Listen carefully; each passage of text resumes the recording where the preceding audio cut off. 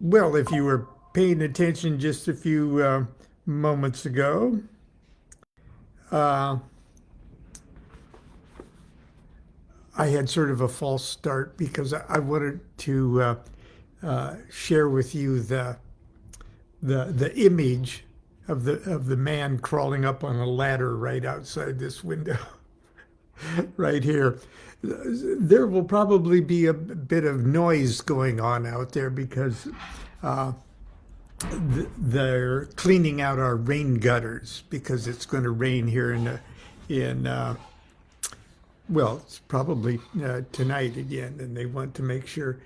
Uh, Sacramento has more trees per square foot or whatever, however they count it, than even Paris. So there's lots of leaves, and they plug up the rain drains and stuff. So we expected them to do it earlier, but you hear them going at it right now. Anyway, you've heard me lament over the last few months and weeks, especially, uh, about how I guess alarmed and saddened I am at what seems to be the disintegration of the great social and political experiment, Masonic experiment, the Enlightenment experiment that manifested uh, after the French and American revolutions, and the great experiment in democracy that swept across. Or the movement, the Enlightenment movement that swept across Europe in the 1700s and 1800s that uh, more or less led or contributed to the establishment of civilization, or at least a democratic experiment. And and I am a Freemason, and uh, I take a great deal of inspiration and comfort in the Masonic attitude and the Masonic ideal for what is a proper adult citizen should be. And uh, on my Facebook page this morning, I posted uh, uh, a version of Mozart's Magic Flute, and with a very inspiring song called "Oh Isis and Osiris," and I posted it this morning to take comfort, I guess. And I'm reminded of I was privileged back in 2002 uh, to give sort of the introductory lecture uh, to the Los Angeles Opera presentation of the Magic Flute at the Dorothy Chandler Pavilion. And it was the opening night of their run of the Magic Flute under the directorship of Placido Domingo, uh, and Mozart Magic and Masonry is what I called it, and I've shared it with you before over the years, uh, but I thought I'd share it with you today because. Not only that, but it's included in my book, Allow Me to Introduce. So if you are a Mason and responsible maybe for your social activities at your lodge, I would really encourage you to have a Mozart's Magic Flute. Uh, night. Okay, it's not a long opera. Okay, and it's delightful, and I'm sure you could find videos of it, and I think it would not only be timely but inspiring, and a pleasant night out during these trying times. Anyway, this says, spoken in Lon's best movie trailer voice. You know where they go, in a world where in a world where your mother is a homicidal moon goddess and your father is a sun-worshipping cult leader, your only protection just may be a very confused prince with a flute and a guy dressed up like a bird with a glockenspiel. Oh, hello, dear. Oh, I didn't realize you were facing this way. I think I will leave the room now. Okay. You can wave. Okay. Very good. Help me, help. Oh, never mind. Stop that.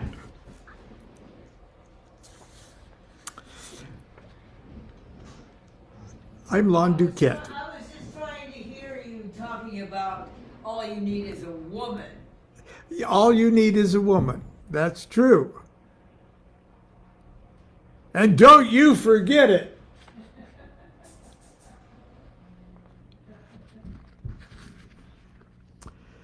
I'm Lon DuQuette, and I'm proud to say I'm a Mason. My father was a Mason. My brother is a Mason. Many of the men whose lives and works have inspired, enlightened, and encouraged me throughout my life have been Masons. Masonry is one of the oldest, if not the oldest, secular fraternities in the world. It traces its modern origin to 1717. See, I have to give this background, okay? When a Grand Lodge was formed from several existing lodges in London.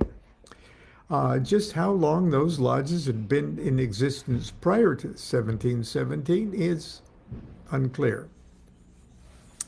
There are some 130 versions of Masonic documents known as the Old Charges that date from around 1390. But Masonic tradition would have us trace its origin back much farther, back to the medieval cathedral builders, trade unions, back to the Dionysian artificers who built the great civic monuments of the Roman Empire, back to the builders of King Solomon's temple, even to the craftsmen who built the great pyramids of Egypt. Of course, there's no real evidence to support the existence of a prehistoric International Brotherhood of Pyramid Builders, Local 327. But even if none of the traditional histories of the craft can stand the scrutiny of historians, it's clear that Freemasonry as an initiatory society is an incarnation of, if not the heir to, the great mystery schools of antiquity, especially those that flourished in and around the Mediterranean basin. The Eleusinians, the rites of Mendes, of Osiris, Isis, Dionysus, Serapis, Mithras, and the Persian Magi, from whom we get the word magic.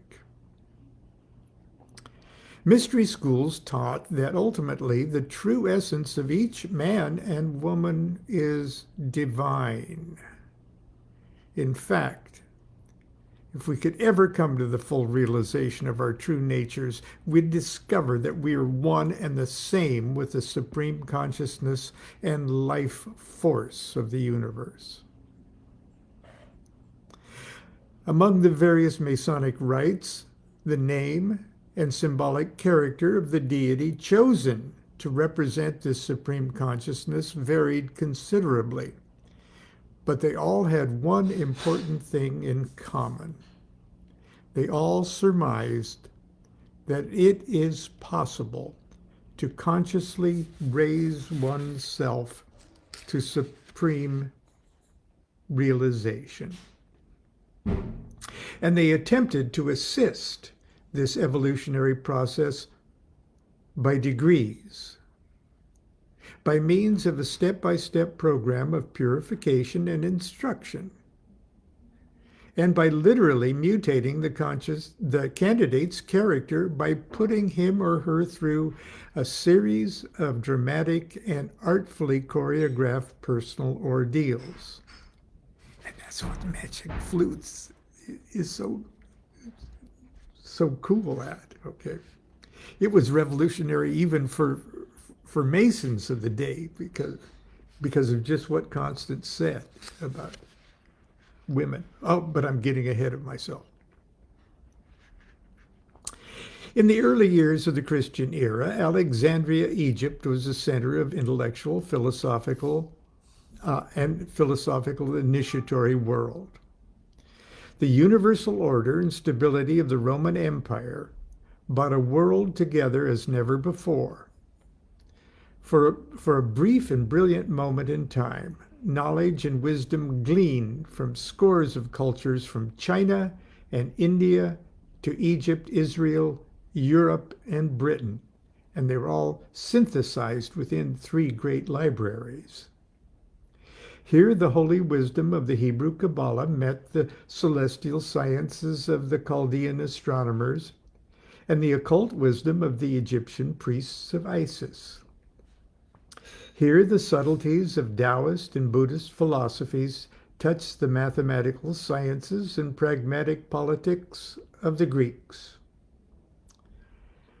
A catastrophic fire destroyed much of at least one of Alexandria's great libraries, and the growth and often violent zeal of the young Christian movement, for all intents and purposes, put an end to the overt activities of the mystery schools. Carl Sagan speculated that had the wealth of information stored in Alexandria not been destroyed, the level of technology that placed the man on the moon in the 20th century would have been reached in the 1500s. Excuse me. That's how fast progress can be erased in one fire. But I digress. Be that as it may, we know that there survived throughout the suffocating centuries of the Dark Ages a body of men who, because of their unique knowledge and skills, formed a distinct class of world citizen. Men, and at the time, it was considered men, okay. We can update that, and we should. Men who could move freely from town to town, city to city, kingdom to kingdom, unrestricted by the limits of feudal servitude. Masters of geometry and construction who could make stone rise to heaven. Master artists who could enshrine the symbolic and mathematical secrets of creation within the very dimensions and ornaments of buildings that would stand for 1,000 years. They were free Masons, men who, by virtue of their own talents, wit, and experience, had freed themselves from the tyranny of kings and the oppression of the church. The Freemason was the archetype for the modern liberated human being. Freemasons were quite literally the coolest guys in the Western world. When the great cathedral projects ended, The fraternity evolved from being one that applied its mystical principles upon stone to one that does so upon the hearts of human beings. By 1784, when Wolfgang Amadeus Mozart became a Mason, the progressive Masonic ideals of love, tolerance, and enlightenment, and universal brotherhood were poised to set Europe and America on fire with revolution. Late in 1790, Mozart learned Masonry would soon be outlawed in Austria. Hitler outlawed Masonry too, you know. That little blue forget-me-not pin. It's just a little blue flower. Masons took off their square and compass identity and put that secret little forget-me-not in the lapel. Anyway, I digress.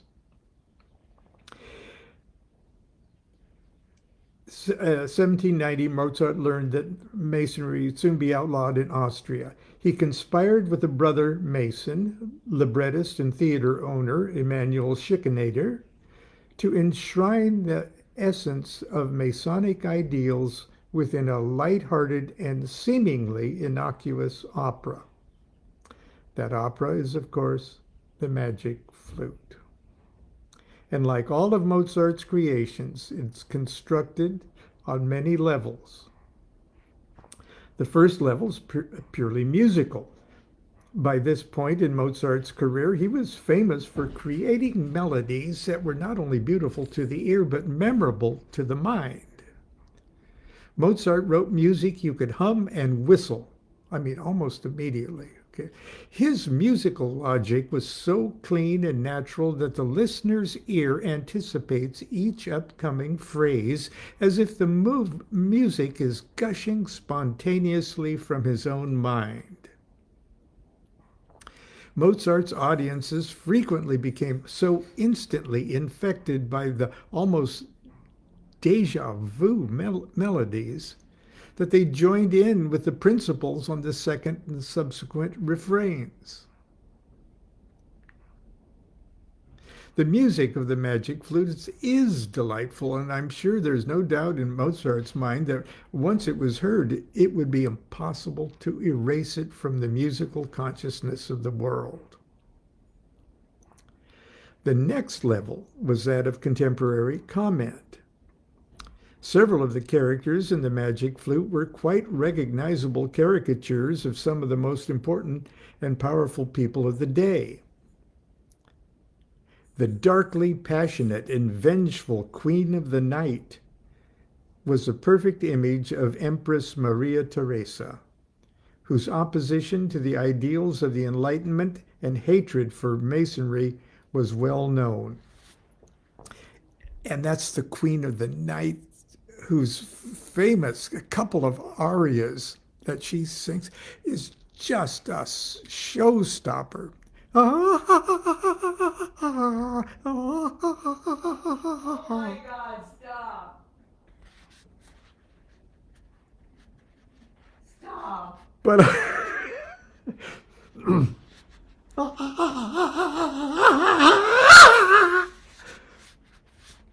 sounds like you're killing something.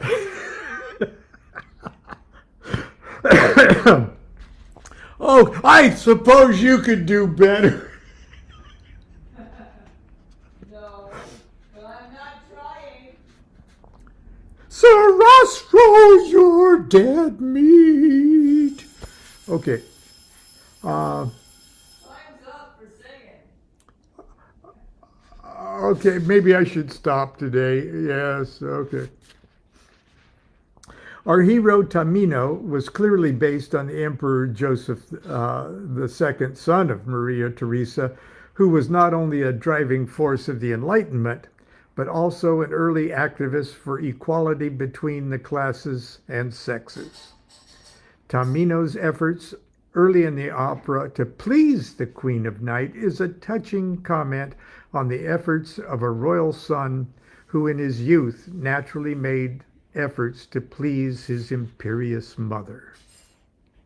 And Sarastro. Now, if you've seen the clip that I played this morning on my Facebook page, that's one of Sarastro's famous arias, so Isis and Osiris.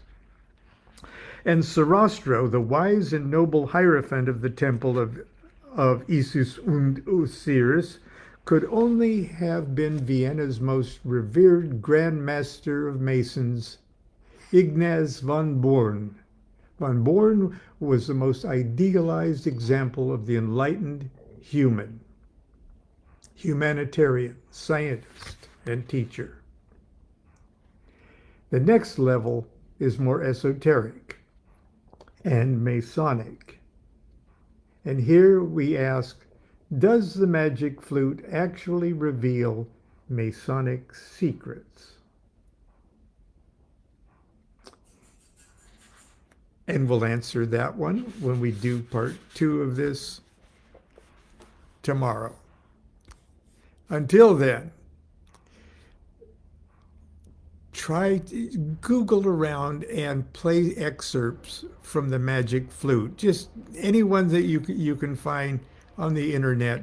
If you're lucky, you can get video clips of performances, and just see what I mean. And we'll finish it up tomorrow with the magical and Kabbalistic significance of the magic flute, and the ending of my my lecture at the Dorothy Chandler Pavilion. Until tomorrow, continue to be good to yourself, be good to each other. Do what thou wilt shall be the whole of the law. Love's the law, love under will.